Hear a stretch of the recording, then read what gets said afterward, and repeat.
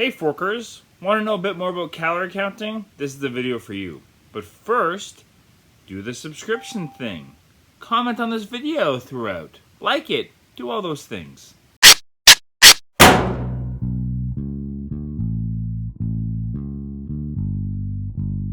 Hey Forkers, so for those who follow me a bit, you know that I lost almost 200 pounds. There's a video that I will have in the description below that gives more detail on that. But what I'll talk about today is kind of the process I took. And it's a complicated journey that I went on with calorie counting. As beneficial as it was, it worked. I lost the weight and I've been able to keep it off. But if I was to do it all again, I would probably go about it a different way. That said, here's how I got started and then eventually stopped calorie counting. So I just went with simple math. I got a calorie counting app. There's Spark People, MyFitnessPal, Lose It, Fat Secret, Chronometer. There's tons of them. So they're all kind of community based, or the best ones are. And you type in what you eat. You can store meals and recipes and that kind of stuff for easy tracking. And then you just keep track of it throughout the day. It tells you the calories you ate, the macronutrients and micronutrients and all that fun stuff if you're counting that kind of stuff. First off, let me talk about what calories are. Calories are just energy. 3,500 calories equals a pound.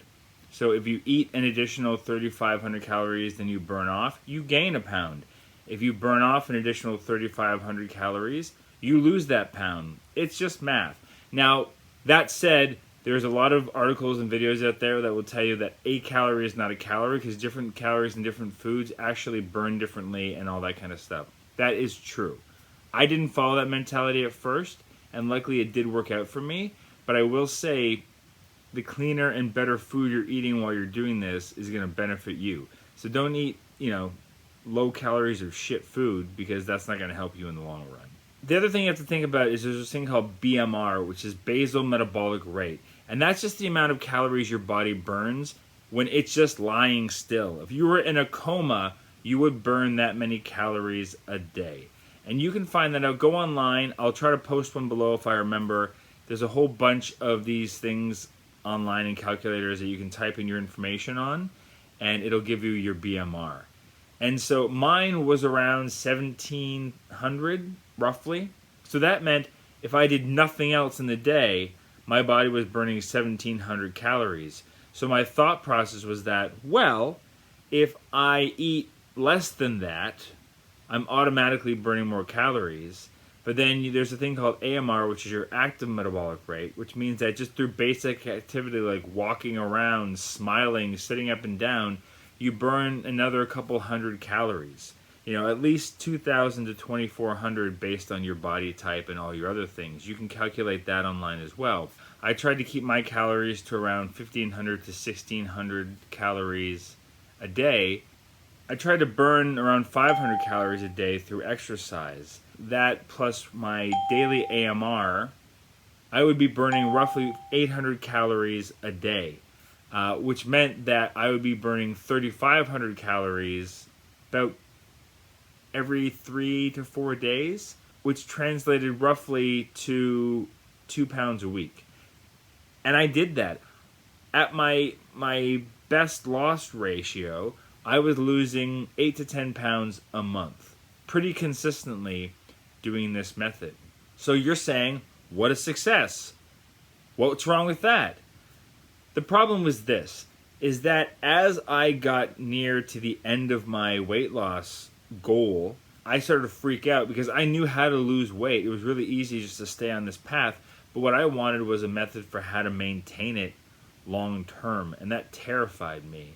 And what I realized throughout the process was I also had this rule that I would never be hungry, because I knew that if I was depriving myself and being hungry through this entire period, I would never stick to it. So by accident, I discovered eating high nutrient dense food, which meant that I was doing the calorie counting, and I used to have bread every time I had eggs in the morning. This is before I stopped eating eggs.